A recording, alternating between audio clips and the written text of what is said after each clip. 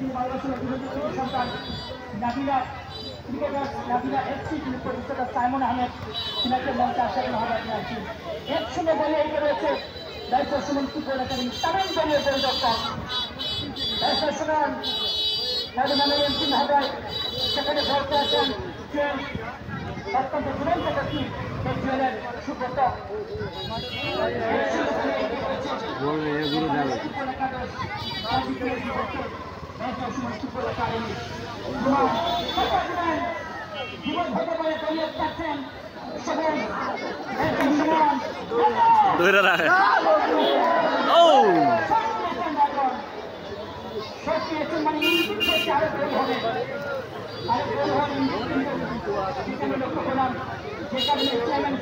barrister ধরে রাখার